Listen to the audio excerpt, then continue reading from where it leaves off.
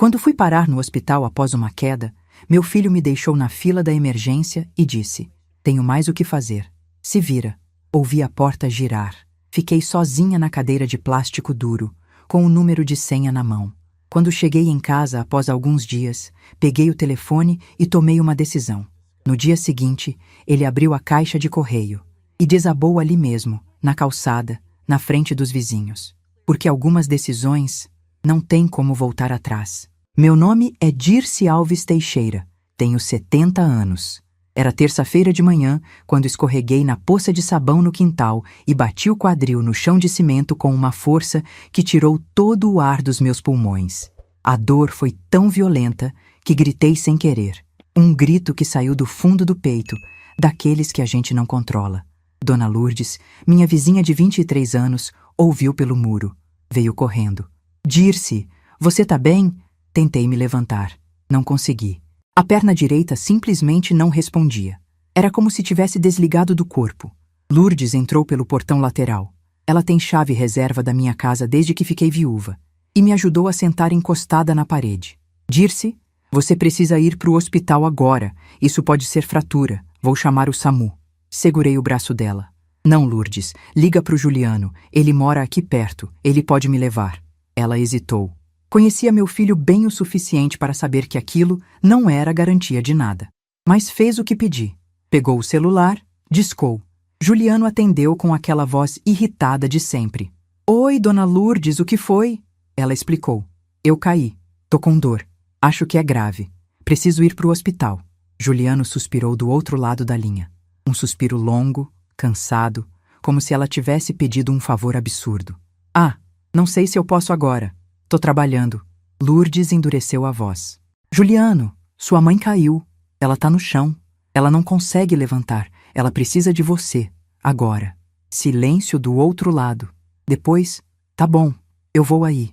Demorou 40 minutos para chegar. 40 minutos que pareceram 4 horas.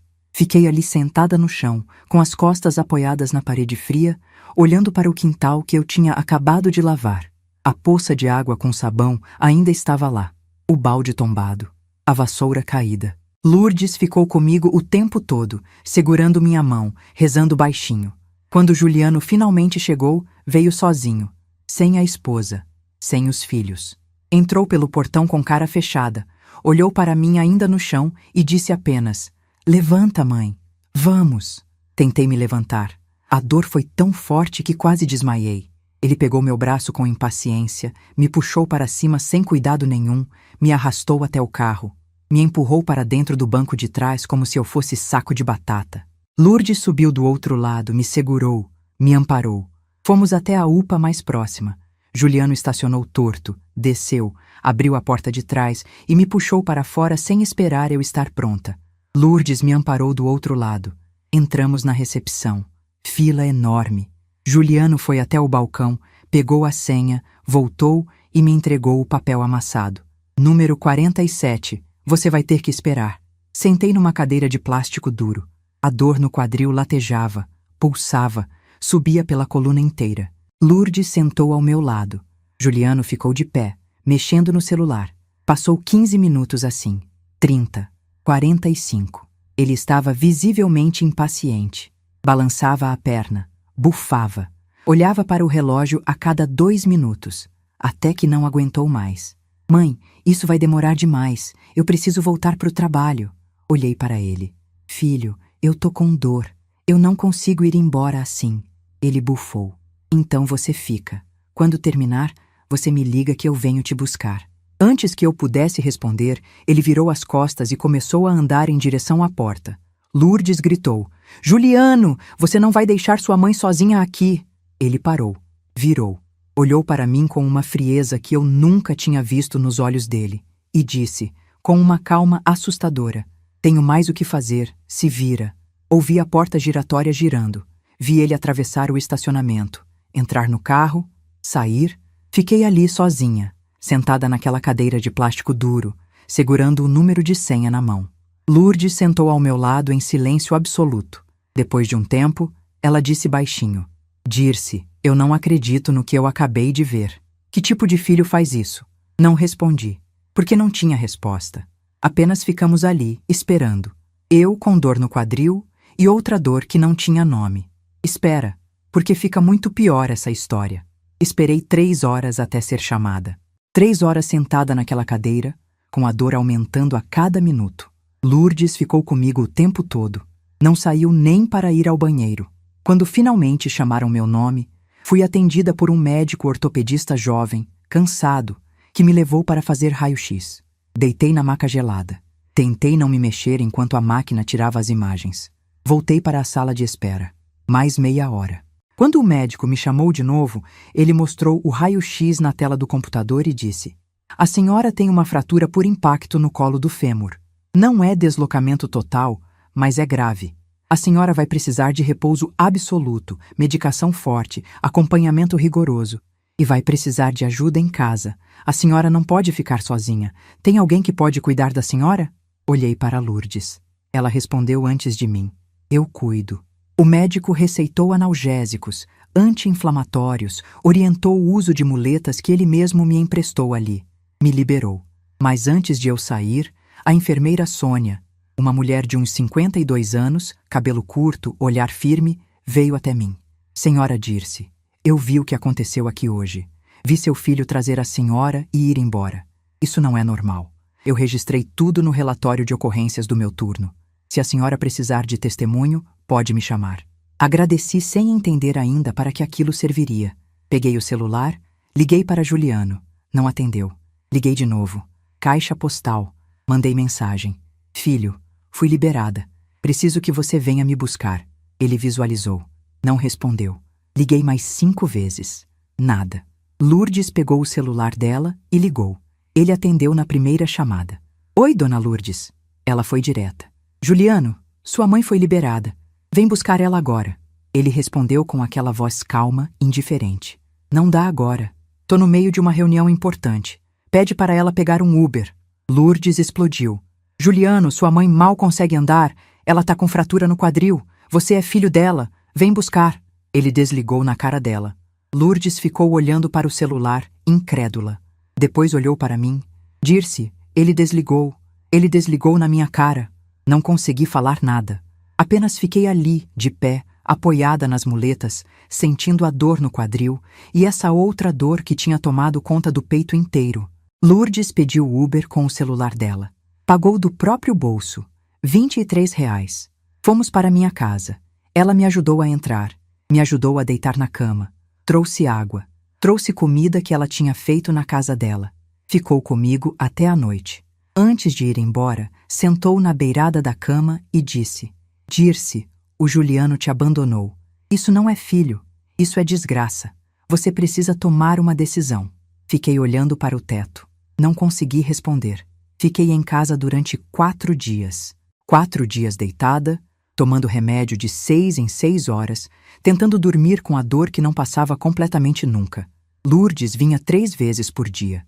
De manhã cedo, antes de ir para a igreja. No almoço, com comida pronta. À noite, para me ajudar no banho. Juliano não ligou. Não mandou mensagem. Não apareceu.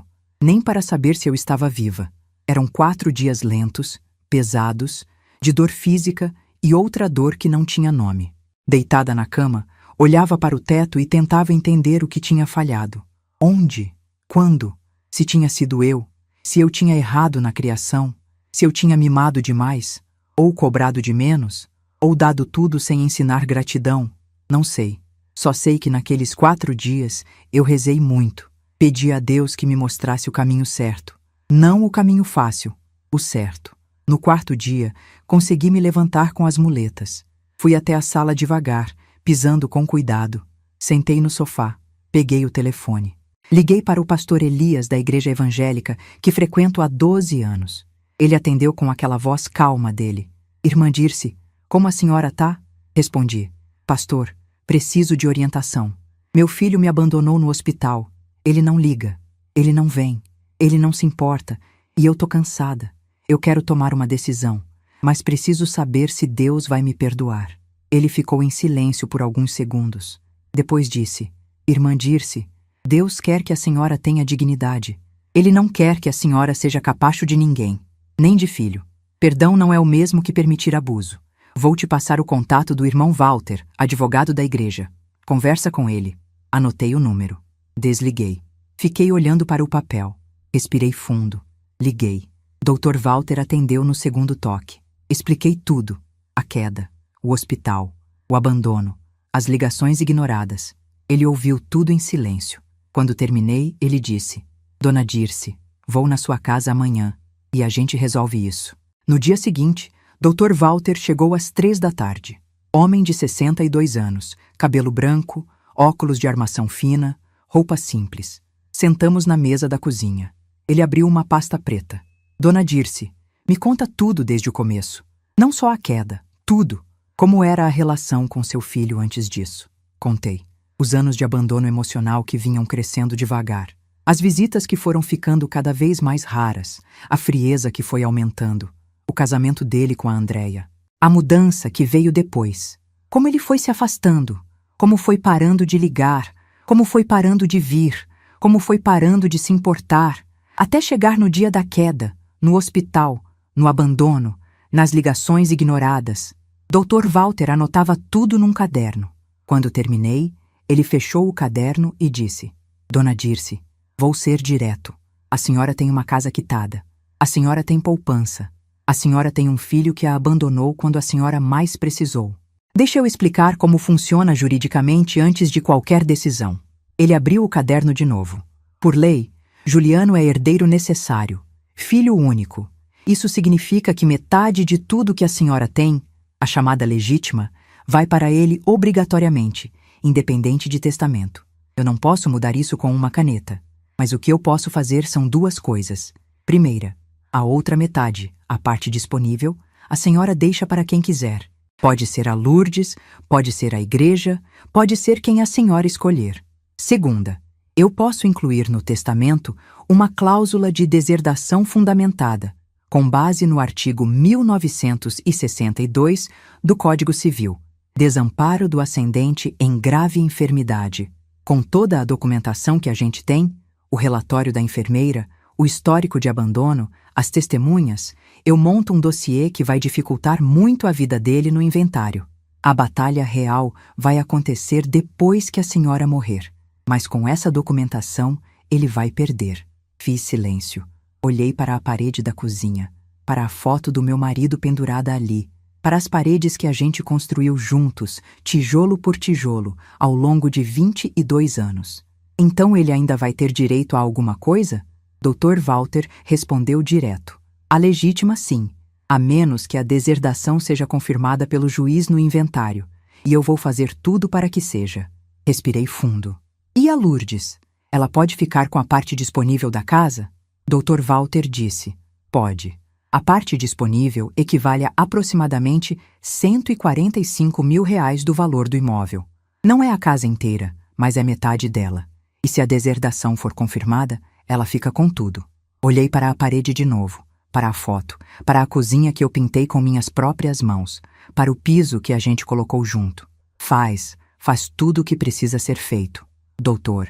Walter fechou a pasta. Mas antes de ir embora, eu disse: espera, eu preciso contar para a Lourdes antes de qualquer cartório. Ela precisa saber. Ele concordou. É o certo a fazer. Chamei Lourdes. Ela veio como sempre vinha, com uma panela de sopa na mão, preocupada com minha alimentação. Sentamos na mesa da cozinha.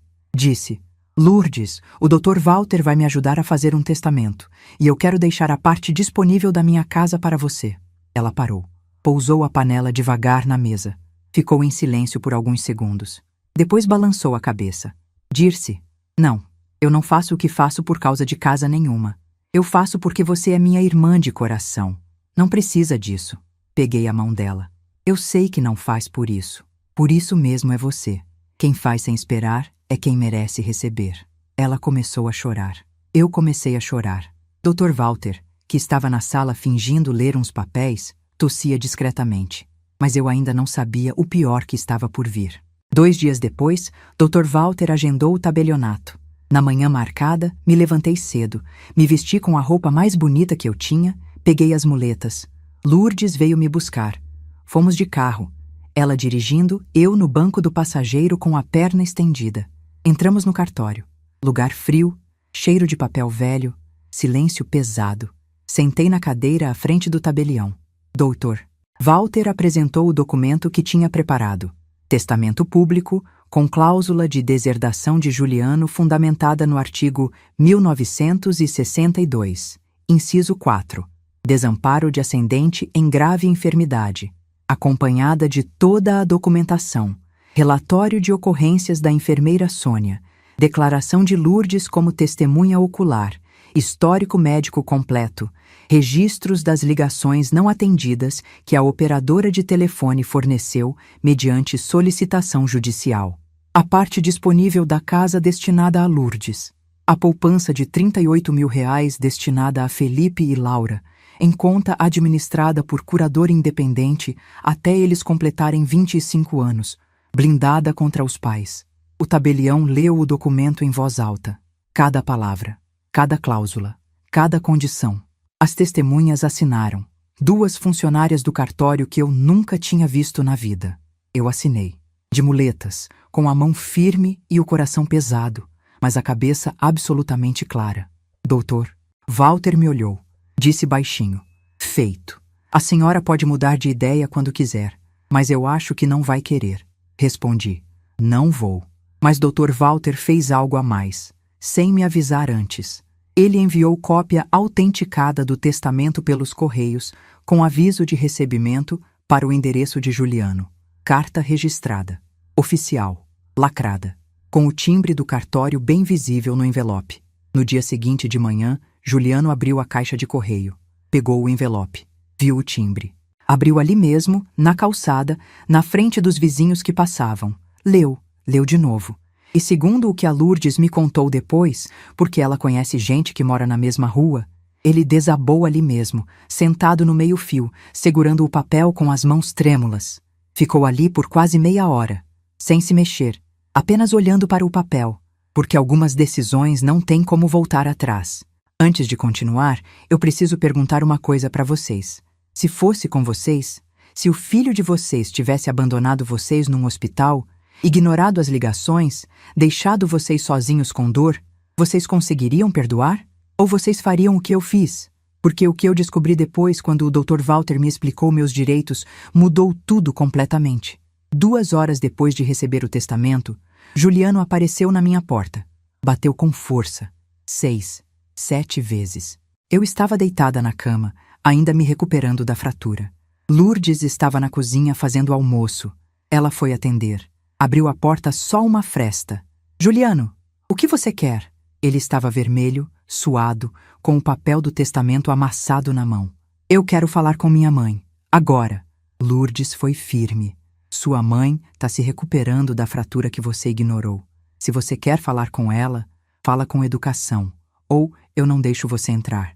Ele respirou fundo. Tentou se controlar. A voz saiu mais baixa, mas ainda trêmula. Por favor, dona Lourdes, eu preciso falar com ela. Lourdes veio até o quarto. Me avisou. Olhei para ela. Deixa ele entrar. Juliano entrou no quarto. Ficou de pé no pé da cama. Segurava o papel com tanta força que os nós dos dedos estavam brancos. Mãe, o que é isso? A senhora fez testamento me excluindo da herança? A senhora tá louca? Respondi calma, sem levantar a voz. Não, Juliano. Eu tô lúcida. Muito lúcida. E eu tomei uma decisão. Ele explodiu.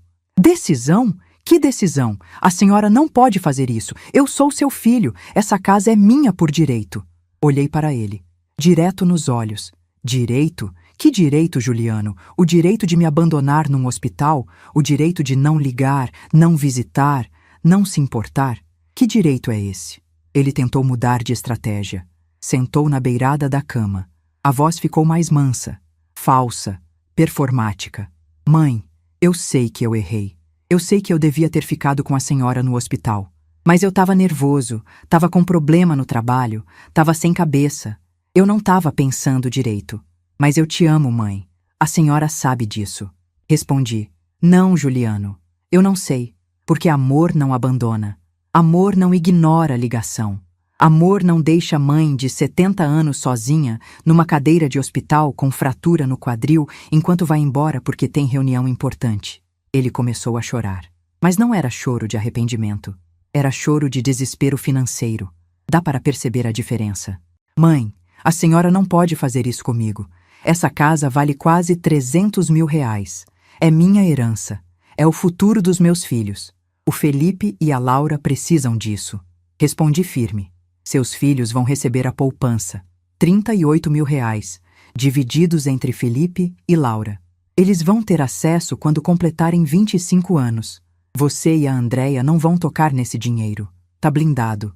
E metade desta casa vai para a Lourdes, porque foi ela quem me amparou. Foi ela quem me cuidou. Foi ela quem ficou comigo quando você foi embora. A outra metade, se você quiser brigar na justiça depois que eu morrer, vai ter que provar que merecia. E Dr. Walter já se encarregou de tornar isso muito difícil para você. Juliano levantou. Começou a andar de um lado para o outro no quarto. Depois parou. Olhou para mim e gritou. A senhora vai dar a casa para uma estranha? Para a vizinha? E eu, que sou seu filho, vou ficar sem nada? Respondi com a voz ainda calma. Você vai ficar com o que a lei obriga a eu te dar, não com o que você merecia, porque o que você merecia, você desperdiçou há muito tempo. Ele saiu do quarto aos berros. Isso não vai ficar assim. Eu vou entrar na justiça. Eu vou provar que a senhora tá senil, que a senhora foi manipulada. Lourdes tentou acalmá-lo na sala. Ele a empurrou. Gritou. Isso é culpa sua. Você colocou minha mãe contra mim. Lourdes foi firme. Não, Juliano. Você que colocou sua mãe contra você quando a abandonou. Ele saiu batendo a porta com tanta força que o quadro da parede caiu. Deixa eu te contar o que aconteceu quando ele finalmente decidiu reagir. No dia seguinte de manhã, por volta das 10 horas, recebi intimação judicial. Um oficial de justiça tocou a campainha, me entregou o envelope lacrado. Abri com as mãos tremendo. Juliano tinha entrado com ação de interdição contra mim. Alegava que eu estava senil, incapaz de gerir patrimônio, sob influência de terceiros mal intencionados, citando nominalmente Lourdes e Dr. Walter. O pedido era de curatela provisória, com nomeação dele, Juliano, como meu curador.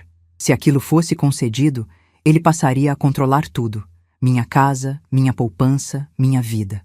Eu viraria incapaz juridicamente. Uma criança de 70 anos. Liguei para Dr. Walter. Ele veio na mesma hora. Leu o processo inteiro. Balançou a cabeça. Dona Dirce, isso é desespero. Ele sabe que não vai conseguir, mas vamos nos defender direitinho. Ele solicitou perícia médica imediata. Fui submetida a 3 avaliações em uma semana. Geriatra no Hospital das Clínicas de Ribeirão Preto, neurologista particular que Dr. Walter conhecia, psiquiatra forense indicado pelo próprio juiz. Passei por testes de memória, testes de raciocínio lógico, perguntas sobre data, local, pessoas, avaliação cognitiva completa. Todos os 3 médicos me declararam plenamente capaz, lúcida, orientada, sem qualquer comprometimento cognitivo. O psiquiatra que fez a última avaliação, homem sério, de uns 60 anos que ficou quase 2 horas conversando comigo, escreveu no laudo final: paciente demonstra lucidez preservada, capacidade plena de discernimento e tomada de decisão consciente e fundamentada. Não há indícios de coação, manipulação ou influência indevida. A decisão testamentária analisada é expressão legítima de autonomia da paciente, motivada por histórico factual comprovado de abandono por parte do requerente. Paciente apresenta-se emocionalmente abalada pela situação familiar, mas plenamente capaz de gerir sua vida e patrimônio. Dr. Walter anexou os 3 laudos ao processo. Anexou também o relatório de ocorrências da enfermeira Sônia, com o registro detalhado do abandono no hospital. Anexou declaração escrita de Lourdes como testemunha ocular.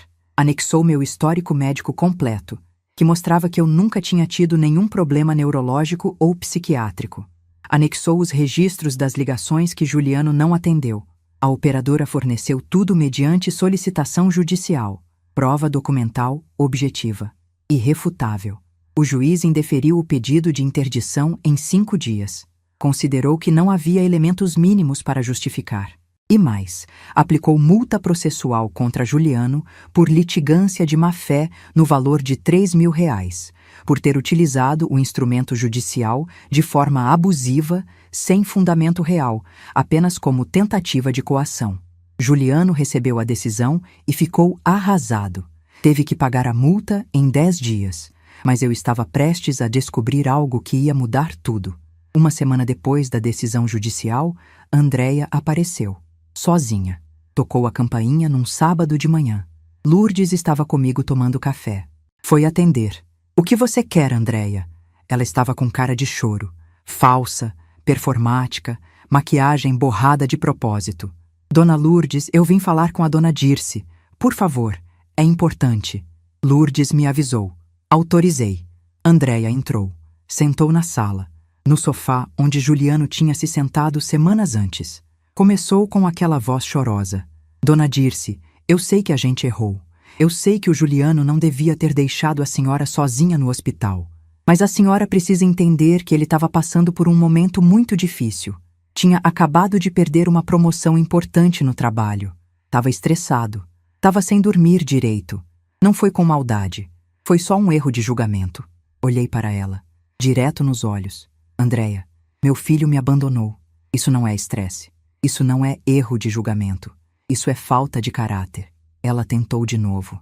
"Mas, dona Dirce, todo mundo erra." "A senhora nunca errou na vida?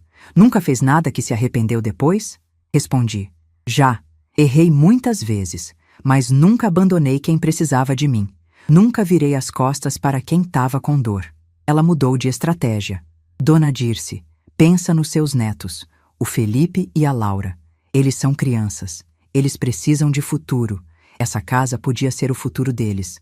Se a senhora vender agora, dá para ajudar a pagar escola particular, faculdade depois, um começo de vida melhor." "A senhora não quer isso para os netos?" Respondi. "Eu quero. Por isso deixei a poupança para eles. 38 mil reais, divididos, protegidos. Eles vão ter acesso quando completarem 25 anos e puderem decidir sozinhos o que fazer com o dinheiro, sem vocês dois no meio. Mas a casa fica para quem me amparou de verdade, para quem ficou comigo quando seu marido foi embora." Andréia endureceu o rosto. A máscara caiu. A voz ficou fria, calculista. "A senhora vai se arrepender disso, dona Dirce, porque quando a senhora morrer, a gente vai contestar esse testamento.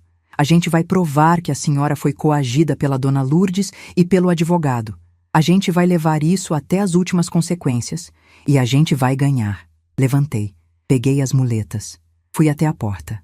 Abri. "Sai da minha casa, Andréia, e não volta mais." Ela levantou, passou por mim, parou no batente da porta, virou. "A senhora é uma velha ingrata. O Juliano te deu neto. Te deu família. E a senhora joga tudo fora por causa de orgulho." Respondi. "Não é orgulho, é dignidade. Aprende a diferença." Fechei a porta na cara dela. 2 dias depois, Juliano e Andréia apareceram juntos, com os netos. Felipe, de 8 anos, e Laura, de 5. As crianças estavam confusas, assustadas. Tocaram a campainha. Lourdes atendeu. Juliano disse com aquela voz falsamente educada: "Dona Lourdes, trouxemos os netos para visitar a avó. Eles têm direito de ver a avó deles. A senhora não vai impedir, né?" Lourdes me avisou. Fui até a porta. Olhei para as crianças, para o Felipe, que lembrava de mim, para a Laura, que mal me conhecia. Disse: "Pode deixar as crianças entrarem, mas vocês dois ficam do lado de fora." Juliano tentou protestar. "Mãe, a gente é pai deles. A gente não vai deixar eles sozinhos." Respondi firme. "Eles não vão ficar sozinhos. Vão ficar comigo e com a Lourdes. Ou vocês entram todos juntos agora e eu fecho a porta, ou deixam as crianças e esperam no carro. Escolhe." Andréia puxou Juliano pelo braço. "Deixa, amor. Vamos esperar no carro. É só meia hora." Felipe e Laura entraram. Sentamos na sala.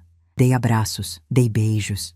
Felipe perguntou: "Vovó, por que a gente não vem mais aqui?" "A gente vinha sempre quando eu era pequeno, eu lembro." Respondi com cuidado, escolhendo cada palavra. "Porque seu pai não traz mais, meu amor. Mas a vovó ama vocês. Sempre amou. Sempre vai amar." Laura, pequena, inocente, perguntou: "Vovó, você tá doente?" "A mamãe falou que você tá doente e que por isso a gente não pode vir." Segurei a mão dela. "Não, meu amor. Vovó tá bem. Tá se recuperando. Mas não tá doente da cabeça como a mamãe falou." Passei meia hora com eles. Mostrei fotos antigas. Dei presentes pequenos que eu tinha guardado. Um carrinho para o Felipe, uma boneca para a Laura. Dei bolacha, dei suco. Eles brincaram no quintal, riram, correram. Depois de meia hora, Juliano e Andréia tocaram a campainha de novo. Levaram as crianças embora. Fiquei olhando o portão fechado. Sabia exatamente o que aquilo tinha sido. Tentativa de me fazer recuar usando as crianças como escudo emocional. Mas também sabia outra coisa, que eu amava aquelas crianças com uma ferocidade que não tinha nada a ver com os pais delas. E que separar o amor por eles dos erros dos pais era a coisa mais honesta que eu podia fazer. Espera até você ouvir o que ele fez na sequência. 3 semanas depois, recebi nova intimação judicial. Juliano tinha entrado com ação de alimentos. Alegava necessidade financeira urgente e obrigação legal de assistência materna com base no Código Civil. Pedia pensão mensal de R$ 1.500. R$ 1.500. Mais da metade da minha aposentadoria. Liguei para Dr. Walter. Ele veio no mesmo dia. Leu a petição inteira. Balançou a cabeça. Dona Dirce, o instrumento que ele usou existe na lei. Filhos podem sim pedir alimentos aos pais em situação de real necessidade comprovada. O problema é que ele ganha R$ 6.200 por mês como supervisor de produção e a senhora ganha R$ 2.900 de aposentadoria. Ele escolheu o instrumento certo no caso completamente errado. Vou contestar com os contra-cheques dele, extratos bancários e comprovação da renda da senhora. Isso não vai durar nem primeira audiência. E não durou. Na audiência de conciliação, o juiz olhou para os documentos, olhou para Juliano, olhou para mim de muletas ainda e perguntou direto: Senhor Juliano, o senhor ganha mais que o dobro da sua mãe e está pedindo pensão alimentícia dela? O senhor pode explicar a lógica disso? Juliano tentou argumentar que tinha despesas altas com os filhos, que a separação tinha deixado ele apertado financeiramente. O juiz foi direto. As despesas com seus filhos são obrigação sua como pai, não da sua mãe. Pedido indeferido por absoluta improcedência. Próximo caso. Juliano saiu da audiência arrasado. Tinha gasto mais R$ 3.000 com advogado. Tinha sido humilhado publicamente. Estava entrando em desespero total. Foi quando ele cometeu o erro que destruiu tudo de vez. Apareceu na minha casa de madrugada, 3 horas da manhã de uma terça-feira. Bêbado. Começou a chutar o portão de ferro, a gritar: Mãe, abre essa porta! Você vai me ouvir! Você vai desfazer esse testamento! Lourdes acordou com o barulho. Ela dorme com a janela aberta e a casa dela fica ao lado. Ligou para a polícia. Eu acordei. Desci as escadas devagar, com cuidado. Acendi a luz da varanda. Olhei pelo visor do portão. Juliano estava com a camisa para fora, cabelo bagunçado, cambaleando. Continuava gritando: Essa casa é minha, eu sou seu filho, você não pode me tirar o que é meu por direito. A viatura da polícia chegou em 10 minutos. 2 policiais desceram. Contiveram Juliano. Um deles veio até o portão. A senhora é a mãe dele? Respondi: Sou. A senhora quer dar queixa formal? Olhei para Juliano sendo segurado pelo outro policial, cambaleando, gritando, destruído, e disse: Quero. Juliano foi detido. Passou a noite na delegacia. Foi solto no dia seguinte com termo circunstanciado, assinado por perturbação do sossego e ameaça. Ficou com antecedentes. Dr. Walter usou isso para pedir medida protetiva de urgência. Entrou com o pedido no mesmo dia, anexando o boletim de ocorrência, o termo circunstanciado, declaração de Lourdes como testemunha do episódio e histórico completo de todas as tentativas de coação judicial. O juiz concedeu em 48 horas. Juliano foi notificado oficialmente. Proibido de se aproximar de mim a menos de 200 metros. Proibido de entrar em contato por qualquer meio. Telefone, mensagem, redes sociais, carta, sob pena de prisão em flagrante por descumprimento de medida protetiva. A medida valia por 2 anos, renovável. E foi nesse momento que a vida dele começou a desmoronar completamente. 6 meses depois do testamento, a vida de Juliano estava despedaçada. Despedaçada de um jeito que ele nunca imaginou que fosse possível. Tudo começou no trabalho. A usina de açúcar e álcool, onde ele trabalhava como supervisor de produção há 12 anos, tinha política rígida de conduta. Quando o episódio da madrugada na minha casa virou boletim de ocorrência e depois medida protetiva, A notícia vazou. Ribeirão Preto não é cidade grande o suficiente para essas coisas ficarem escondidas. Um colega de turno viu o nome dele no sistema da delegacia. Tinha um primo que era escrivão. Comentou com outro. Outro comentou com mais um. Em uma semana, todo mundo sabia. O gerente de recursos humanos chamou Juliano para uma conversa. Explicou que a empresa tinha código de ética que incluía conduta pessoal, que episódios de violência doméstica, ainda que fora do ambiente de trabalho, eram motivo de advertência. Juliano foi advertido formalmente. Advertência por escrito, assinada, arquivada na pasta dele. Primeira mancha na ficha limpa de 12 anos. 2 semanas depois, Juliano chegou ao trabalho visivelmente embriagado. Tinha bebido na noite anterior e continuado bebendo de manhã. Entrou no turno das 6 cambaleando, com um hálito forte, olhos vermelhos. O chefe de produção percebeu na hora. Chamou. Juliano tentou negar. O chefe aplicou o teste do bafômetro. A usina tinha protocolo de segurança rígido porque trabalhavam com máquinas pesadas. Deu positivo. Juliano foi suspenso por 30 dias sem salário. Suspensão imediata. Teve que sair da usina escoltado pelo segurança. 30 dias sem salário. Com pensão alimentícia para pagar, com aluguel para pagar, com advogados para pagar, ele já tinha gastado quase 15 mil reais em processos que perdeu todos. Entrou em desespero financeiro absoluto. Foi nesse momento que Andréia tomou a decisão que Andréia sempre tomaria. Ela calculou. Sentou, fez as contas, olhou para o marido quebrado financeiramente, arrasado emocionalmente, suspenso do trabalho, processando a própria mãe e perdendo todas as vezes, e simplesmente desligou. Não teve cena de choro, não teve grito, não teve drama. Numa tarde de quinta-feira, ela chegou em casa, eles ainda moravam juntos, e disse: Juliano, eu quero me separar. Ele olhou para ela, sem entender. O quê? Ela repetiu com aquela frieza clínica dela. Eu quero me separar. Isso aqui não tá funcionando. Você tá destruído. Você tá sem dinheiro. Você tá obcecado com essa herança que você não vai conseguir. E eu não vou afundar junto com você. Juliano implorou. Chorou. Prometeu que ia mudar. Que ia parar de beber. Que ia reconquistar o emprego. Que ia esquecer a herança. Andréia foi firme.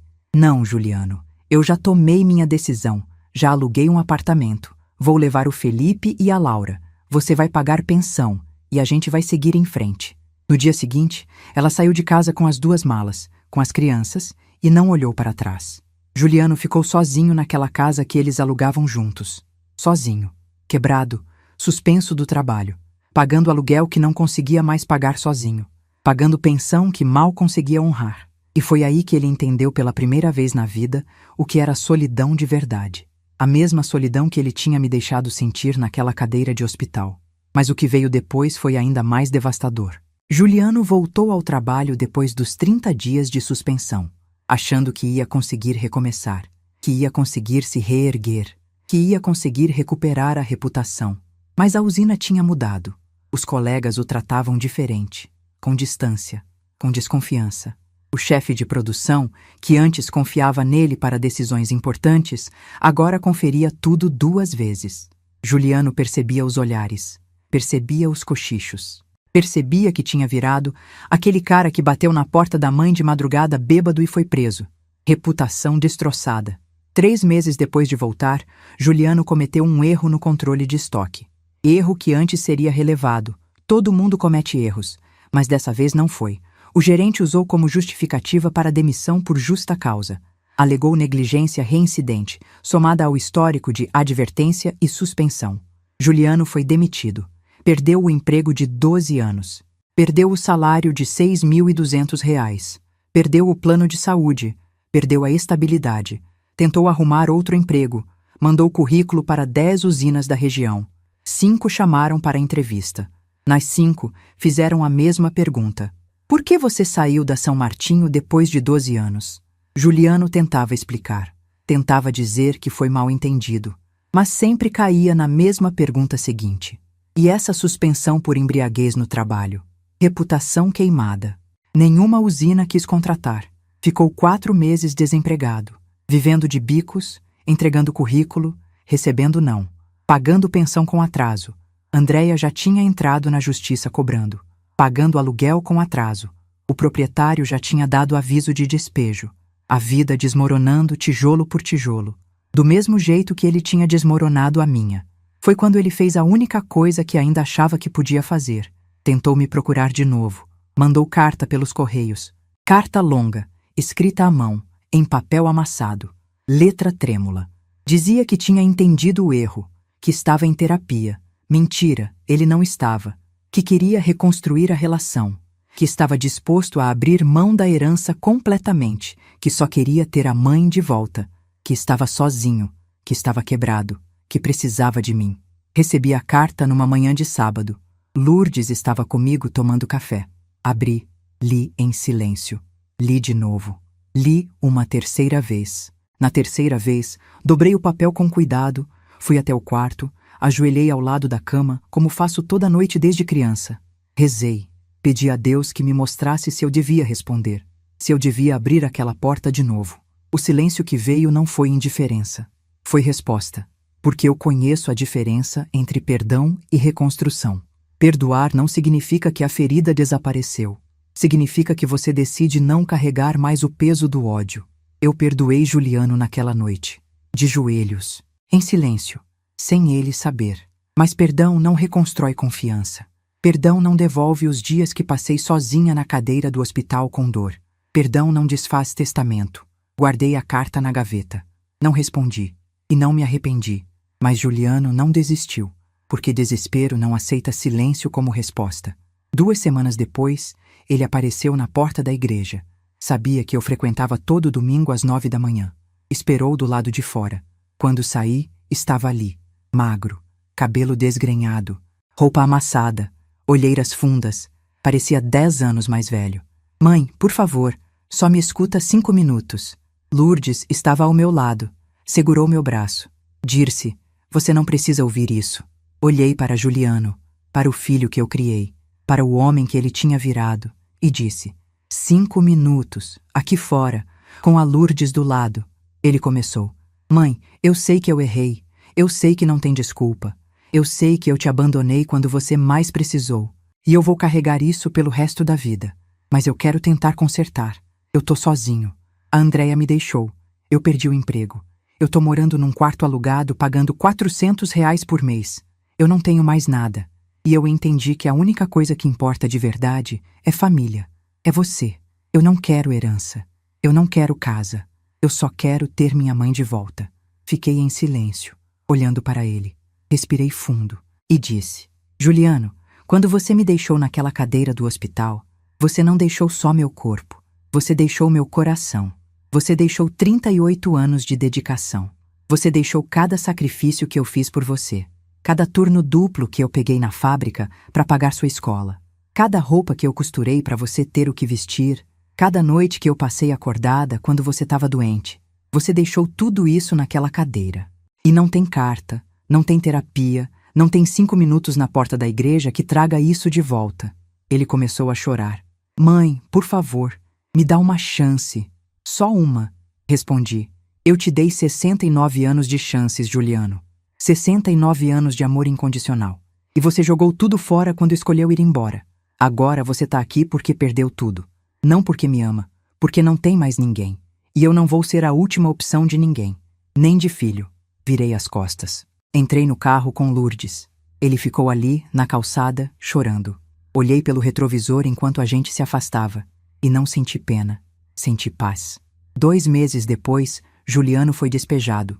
Não conseguiu pagar o aluguel por 3 meses seguidos. O proprietário entrou na justiça. Despejo concedido. Oficial de justiça foi lá, lacrou a porta, botou as coisas dele na calçada. Juliano teve que pedir para guardar as coisas na casa de um conhecido. Foi morar de favor num quartinho nos fundos da casa da irmã da Andréia. Ironia cruel, porque ela só aceitou por pena e porque o irmão dela convenceu. Pagava R$ 200 simbólicos. Dormia num colchão no chão. Sem móveis, sem dignidade. Conseguiu emprego como ajudante de produção numa fábrica pequena de ração animal. Salário, R$ 2.100. Menos do que eu ganho de aposentadoria. Menos do que ele ganhava como supervisor. Trabalhava das 6 da manhã às 4 da tarde, carregando saco de ração de 25 quilos. Voltava para casa, para o quartinho, destruído fisicamente. Tomava banho frio porque o chuveiro era ruim. Comia marmita congelada, comprada no mercado porque não tinha como cozinhar. Pagava pensão para Andréia com atraso. Recebia cobrança judicial todo mês. E foi nesse momento, nesse fundo do poço absoluto, que ele finalmente entendeu. Entendeu que as escolhas têm consequências. Entendeu que abandonar quem te ama tem preço. Entendeu que não dá para voltar no tempo e desfazer o erro. Entendeu tudo. Tarde demais. Mas Juliano não estava completamente derrotado ainda. Porque gente desesperada às vezes encontra força em lugares muito errados. 6 meses depois de ter sido despejado, Juliano conheceu Célio Rodrigues, advogado de porta de fórum, desses que ficam na calçada oferecendo serviço para quem passa. Homem de uns 55 anos, OAB irregular, histórico de processos antiéticos. Juliano contou a história. Célio ouviu com atenção. No final disse: "Rapaz, você foi passado para trás. Sua mãe tá senil e não sabe. Esse testamento é nulo. A gente pode derrubar isso fácil. Vai custar 5.000 reais de honorários, mas a gente ganha." Juliano não tinha 5.000 reais. Mas Célio aceitou parcelado, 500 por mês durante 10 meses. Juliano assinou. Célio entrou com nova ação. Dessa vez, não era pedido de interdição. Era ação anulatória de testamento por vício de consentimento. Alegava coação moral exercida por Lourdes e Dr. Walter. Alegava que eu estava fragilizada emocionalmente no momento da lavratura do testamento por conta da fratura recente. Alegava que o testamento tinha sido feito sob pressão psicológica. Pedia anulação total. Dr. Walter recebeu a citação. Ligou para mim. Veio em casa no mesmo dia. Leu o processo inteiro. Balançou a cabeça. "Dona Dirce, esse advogado é picareta. Isso aqui não tem fundamento nenhum. Mas vamos contestar direitinho de novo."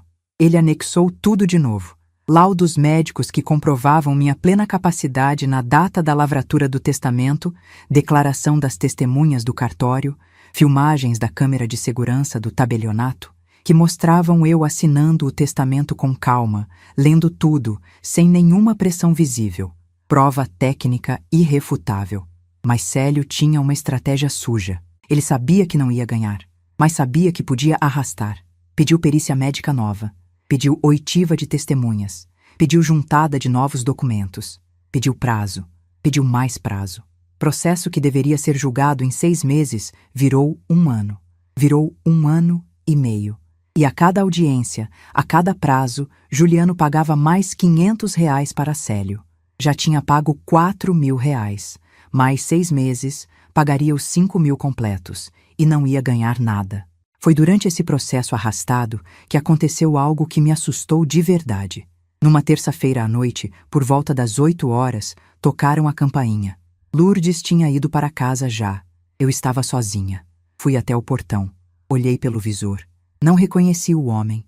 Uns 40 anos, boné, jaqueta escura. "Quem é?" Ele respondeu. "Sou do correio. Tenho uma encomenda para a senhora." Não confiei. "Pode deixar no portão." Ele insistiu. "Precisa assinar, senhora. É registrada." Continuei sem abrir. "Passa por baixo do portão." Ele hesitou. Depois passou um envelope. Peguei, olhei. Não tinha remetente. Não tinha selo dos correios. Abri ali mesmo. Dentro tinha uma foto. Foto minha saindo da igreja, tirada de longe, com zoom. E atrás da foto, escrito com caneta: "Cuidado com quem você confia." Fechei o envelope tremendo. Liguei para Lourdes. Ela veio correndo. Ligamos para a polícia. A viatura chegou. Fiz boletim de ocorrência por ameaça. O policial perguntou: "A senhora tem inimigos? Alguém que queira intimidar a senhora?" Respondi: "Tenho um filho que está processando para anular meu testamento." O policial anotou tudo. Dr. Walter usou o boletim de ocorrência para pedir extensão da medida protetiva. Incluiu intimidação e ameaça como novos fundamentos. O juiz concedeu. Juliano foi notificado de novo. A medida protetiva agora incluía proibição de qualquer tipo de intimidação direta ou indireta, sob pena de prisão imediata. Mas a ameaça tinha funcionado. Fiquei com medo. Medo real. Comecei a dormir mal. Comecei a olhar para trás quando saía na rua.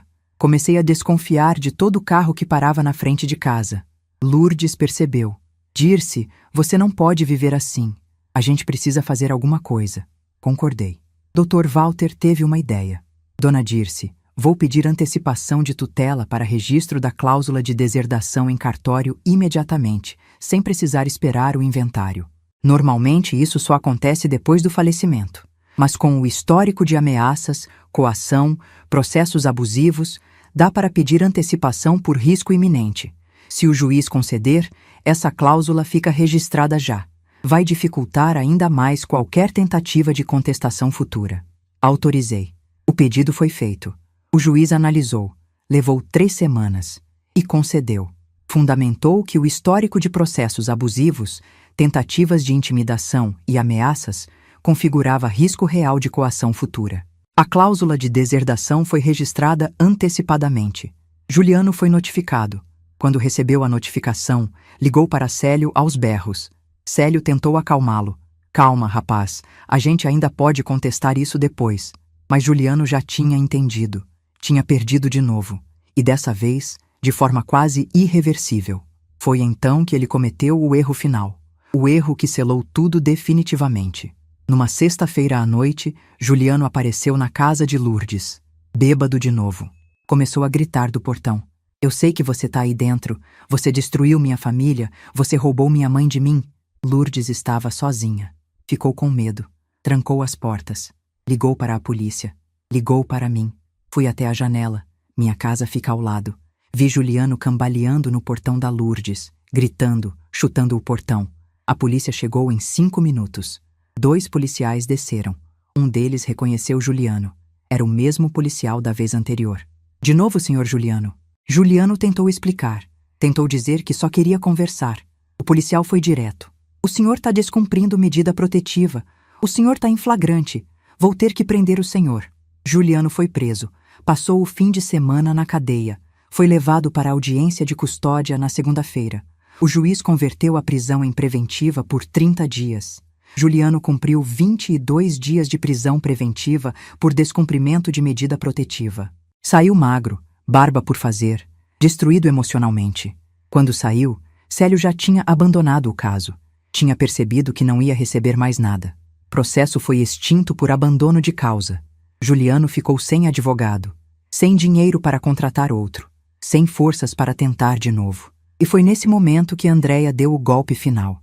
Entrou com pedido de aumento de pensão alimentícia. Alegou que as necessidades das crianças tinham aumentado, que precisavam de escola melhor, plano de saúde melhor, atividades extracurriculares. Pediu aumento de R$ 1.200 para R$ 2.000. Juliano nem tinha como se defender direito. Não tinha advogado. Foi à audiência sozinho. Tentou explicar que ganhava R$ 2.100, que não tinha como pagar R$ 2.000 de pensão. O juiz foi direto. O senhor vai ter que arranjar um jeito.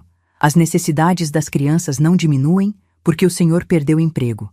Pensão aumentada para R$ 1.800. Juliano saiu da audiência chorando. Não tinha como pagar. Simplesmente não tinha. R$ 2.100 de salário. R$ 1.800 de pensão. Sobrava R$ 300. R$ 300 para comer, para morar, para existir. Impossível. Começou a atrasar a pensão de novo. Andréia entrou com execução. Oficial de justiça foi na fábrica. Bloqueou o salário dele direto na fonte. Juliano passou a receber R$ 300 na mão. O resto ia direto para Andréia. Foi quando Juliano finalmente quebrou completamente. Completamente mesmo. 3 meses depois da prisão, Juliano estava morando na rua. Literalmente. Tinha perdido o quartinho nos fundos da casa da cunhada. Ela expulsou depois do episódio da prisão. Não tinha dinheiro para alugar nada. R$ 300 não dava para nada. Dormia em albergue municipal 3 noites por semana. O albergue tinha limite de permanência. Nas outras noites, dormia em banco de praça ou em marquise de loja fechada. Continuava trabalhando na fábrica de ração. Tomava banho lá quando dava. Lavava a roupa no banheiro, secava no varal improvisado nos fundos, comia marmita doada pelos colegas que tinham pena. Estava irreconhecível. Magro, sujo, fedido. O supervisor da fábrica chamou ele um dia. Juliano, você não pode continuar assim. Você precisa de ajuda. Você precisa se internar numa clínica ou algo assim. Juliano só balançou a cabeça. Eu tô bem. Eu só preciso trabalhar. Foi numa terça-feira de manhã, 3 meses depois, que aconteceu o que tinha que acontecer. Juliano desmaiou no meio do turno. Estava carregando saco de ração quando as pernas falharam. Caiu no chão. Colegas socorreram. Chamaram SAMU. Ele foi levado para o hospital. Diagnóstico: desnutrição severa, desidratação, pressão baixa crítica. Ficou internado por 4 dias. Soro, medicação, acompanhamento. Foi durante essa internação que a assistente social do hospital ligou para mim. Atendi o telefone numa manhã de quinta-feira. Dona Dirce? Aqui é Mariana, assistente social do Hospital São Lucas. A senhora é mãe do Juliano Teixeira? Gelei. Sou. O que aconteceu? Ela explicou. A internação, a desnutrição, a situação de rua, e perguntou: a senhora pode vir buscar ele quando ele receber alta? Ele não tem para onde ir. Fiquei em silêncio por alguns segundos. Depois respondi: não posso. Tenho medida protetiva contra ele. Ele não pode se aproximar de mim. Ela hesitou. Entendo. Mas a senhora tem algum familiar que possa ajudar? Lembrei do meu irmão Célio, que mora em Barretos. Tem meu irmão. Vou ligar para ele. Liguei para Célio, expliquei tudo. Ele ficou chocado.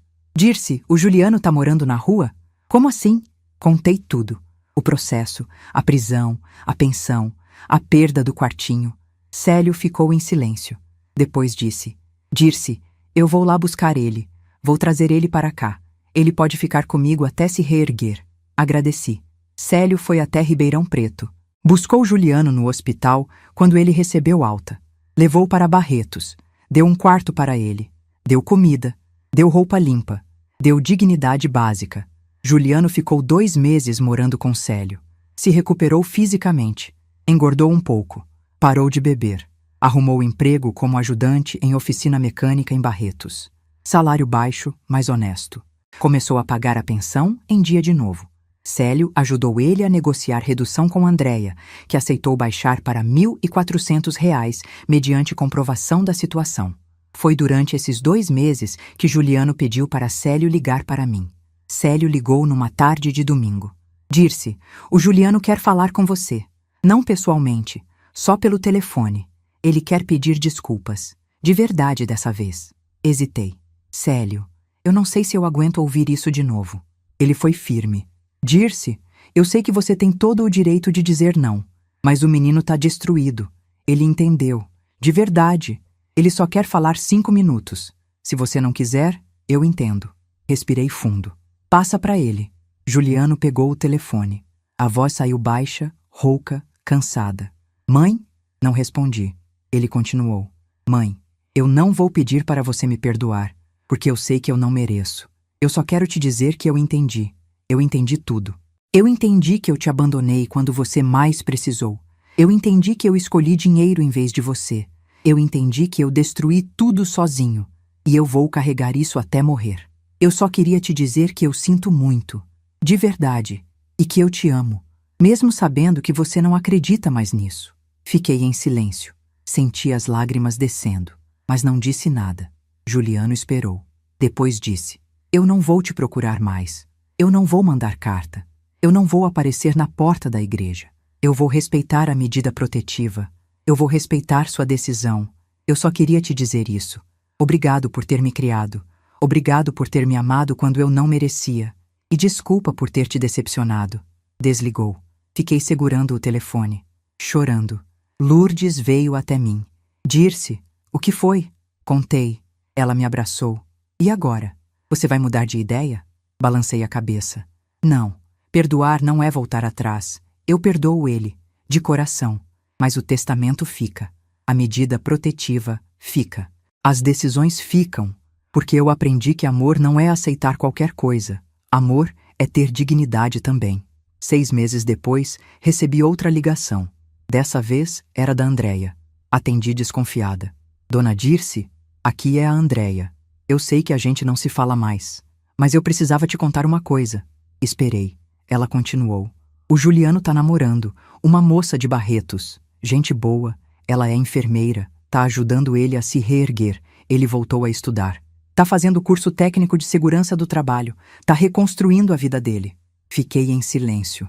Ela continuou. Eu sei que você não pediu para saber, mas achei que você ia querer saber que ele tá bem, que ele tá tentando de verdade dessa vez. Agradeci. Desliguei. Fiquei pensando nisso por dias. Juliano estava reconstruindo a vida, longe de mim, sem a herança, sem a casa, sem o dinheiro, apenas com o próprio esforço. E estava conseguindo. Senti algo estranho. Não era arrependimento. Era alívio. Alívio de saber que ele tinha entendido finalmente que a vida se constrói com trabalho, não com herança. E que ele tinha aprendido isso da forma mais dura possível. Mas eu não mudei nada. O testamento ficou registrado. A cláusula de deserdação ficou fundamentada. A parte disponível da casa continuou destinada a Lourdes. A poupança continuou destinada a Felipe e Laura. Porque algumas decisões não se desfazem. Não porque sejam baseadas em ódio, mas porque são baseadas em justiça. Hoje, 1 ano depois de tudo isso, minha vida é outra. Completamente outra. Me recuperei totalmente da fratura. Voltei a andar sem muletas. Voltei às minhas costuras. Agora faço sob encomenda para 3 lojas do centro. Ganho um extra bom. Voltei à igreja. Voltei a viajar. Fui para Aparecida do Norte com o grupo da igreja. Fui para a praia em Ubatuba com a Lourdes. Fui visitar Célio em Barretos e conheci a namorada do Juliano de longe, sem falar com ele. Lourdes continua sendo minha vizinha e melhor amiga. Viramos irmãs de verdade. Ela sabe que quando eu morrer, metade desta casa será dela. E se a justiça confirmar a deserdação no inventário futuro, será tudo. E ela chora toda vez que falo nisso. Dirce, eu não quero sua casa. Eu quero você viva, aqui, costurando, conversando comigo todos os dias. Respondo, eu sei, Lourdes, mas você merece. E vai ser seu, porque você me amparou quando ninguém mais amparou. Felipe e Laura me visitam 1 vez por mês. Andréia permite agora. Acho que ela finalmente entendeu que separar as crianças da avó era crueldade desnecessária. Eles vêm, passam a tarde, brincam no quintal, comem bolo que eu faço, me contam da escola. Eu os olho correr e penso, esses 2 não têm culpa de nada. Quando completarem 25 anos, vão ter 38 mil reais divididos esperando. Dinheiro que a vovó juntou costurando. Protegido. Blindado. Separei o amor pelas crianças do erro dos pais. E essa foi a decisão mais difícil de todas, e a mais certa. 3 anos depois de tudo, recebi uma ligação de Célio. Dirce, preciso te contar uma coisa. O Juliano casou. Com a Roberta, a enfermeira. Eles tiveram um filho, um menino. Chamaram de Arthur. Fiquei em silêncio. Senti algo estranho no peito. Não era dor. Era uma pontada leve de algo que eu não conseguia nomear. Ele tá bem? Célio respondeu. Tá. Ele terminou o curso técnico. Conseguiu um emprego bom numa indústria aqui em Barretos. Ganha 4.500. Tá pagando pensão em dia. Tá criando o Arthur. Tá reconstruído. Agradeci. Desliguei. Fiquei sentada na sala olhando para a parede. Juliano tinha reconstruído a vida. Sem mim, sem a herança, sem a casa. Tinha casado, tinha tido outro filho. Estava criando uma família nova. E estava bem. Senti alívio de novo. Alívio de saber que ele não tinha afundado completamente. Que tinha encontrado um caminho. Mas não mudei nada do testamento. Porque algumas portas, quando se fecham, não se abrem de novo. Não por ódio, mas por respeito próprio. 6 meses depois, Juliano mandou uma carta. Não para mim, para Célio, pedindo para ele me entregar se eu aceitasse. Célio ligou. Dirce, o Juliano mandou uma carta. Posso mandar pelos correios? Autorizei. A carta chegou numa tarde de quinta-feira. Abri. Lia. Mãe, eu sei que você não quer falar comigo. E eu respeito isso. Eu só queria te contar que eu tive um filho, o Arthur. Ele tem 1 ano e 3 meses agora. Ele é lindo. Tem o sorriso da Roberta e a teimosia da família. Eu tô tentando ser um pai melhor do que eu fui filho. Eu tô tentando ensinar para ele as coisas que eu aprendi tarde demais. Gratidão. Respeito. Amor que não abandona. Eu não sei se você vai querer conhecer ele um dia. Eu entendo se não quiser. Mas ele existe. E ele é seu neto. Eu só queria que você soubesse. Com amor e arrependimento eterno, Juliano. Dobrei a carta. Guardei na gaveta junto com a outra. Não respondi. 2 meses depois, Felipe, que agora tem 14 anos e vem me visitar sozinho de ônibus, me contou que tinha conhecido o Arthur. Vovó, o papai tem um irmãozinho, o Arthur. Ele é pequenininho, brinca com carrinho igual eu brincava. O papai pediu para eu te contar porque ele não pode falar com você. Olhei para o Felipe. Menino bom, inteligente, que nunca me julgou. E você quer que eu conheça o Arthur? Felipe pensou. Eu acho que sim, vovó. Mas só se você quiser, sem obrigação. Fiquei pensando nisso por semanas. Arthur, neto que eu nunca vi, filho do filho que me abandonou. Seria justo conhecer? Seria trair a mim mesma? Seria ceder? Não sei. Ainda não sei. Talvez um dia eu saiba. Mas por enquanto, a resposta é não. Não por vingança, mas por coerência. Porque se eu abrir essa porta, vou ter que abrir todas as outras. E eu não estou pronta para isso. Talvez nunca esteja. A vida de Juliano hoje é estável. Ele trabalha. Ele sustenta a família. Ele paga a pensão para Felipe e Laura, que agora têm 12 anos. Ele criou o Arthur. Ele reconstruiu, mas reconstruiu longe de mim. E vai continuar assim. Porque perdão não é reconciliação. Perdão é libertar a si mesmo do peso do ódio. Eu perdoei Juliano. De verdade. De joelhos, rezando. Sozinha. Mas perdoar não significa esquecer. Não significa voltar atrás. Não significa desfazer testamento. Significa apenas que eu não carrego mais raiva. Mas também não carrego mais ilusão. Hoje, 5 anos depois da queda no quintal, minha vida é plena. Tenho 75 anos. Moro na minha casa, costuro, vou à igreja. Viajo com o grupo de idosos. Já fui para Caldas Novas, para Olambra, para Campos do Jordão. Lourdes continua sendo minha irmã de coração. Felipe e Laura continuam vindo me visitar. Minha saúde tá boa. Minha fé tá firme. Meu coração tá em paz. O testamento continua registrado. Quando eu morrer, Lourdes vai receber metade da casa. Ou tudo, se a deserdação for confirmada. Felipe e Laura vão receber a poupança, que agora tem R$ 43 mil, porque eu continuo guardando. Juliano vai ter que lutar na justiça pela legítima. E Dr. Walter, que continua sendo meu advogado, já deixou tudo preparado para dificultar ao máximo. Não odeio meu filho, não desejo mal para ele. Torço para que ele seja feliz, para que ele crie o Arthur bem, para que ele aprenda com os erros, para que ele seja um pai melhor do que foi filho. Mas ele não faz mais parte da minha vida. Não tem mais acesso a mim. Vai ter que viver com as consequências das escolhas dele. E quando o inventário vier, daqui a 10, 15, 20 anos, só Deus sabe, Dr. Walter estará pronto. Ou o sucessor dele. Porque algumas decisões sobrevivem a gente. Aprendi que ser mãe não significa aceitar abandono. Ser mãe não significa ser capacho emocional. Ser mãe é amar, sim. Mas é também ensinar, inclusive através da dor, que dignidade não se negocia. Ensinei meu filho a andar, a falar, a trabalhar. Falhei em ensinar que gratidão não é opcional. Ele está aprendendo agora, do jeito mais duro, tarde demais para nós dois. Mas a lição está sendo aprendida. E talvez o Arthur cresça sabendo valorizar a mãe. Talvez Juliano ensine para ele o que não aprendeu comigo. E aí, talvez, tudo isso tenha valido a pena. Hoje é uma tarde comum de sábado. Estou sentada na varanda. Lourdes trouxe café e rosca. A gente está conversando sobre a viagem que vamos fazer mês que vem para Aparecida. Ela conta uma história engraçada que aconteceu na igreja e ri antes de terminar, como sempre faz. Eu rio junto sem nem saber o final. O sol tá quente, mas tem uma brisa boa. O quintal tá limpo. Não lavo mais sozinha. Pago um rapaz para lavar uma vez por semana. Olho para as paredes desta casa. As mesmas paredes que eu e meu marido levantamos tijolo por tijolo. As mesmas paredes que Juliano não soube valorizar. As mesmas paredes que um dia vão para quem as mereceu. E penso, é isso. É exatamente isso.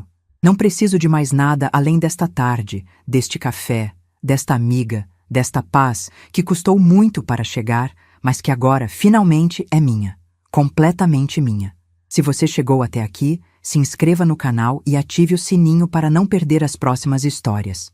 E clica na próxima história que está passando na tela agora. Você não vai se arrepender.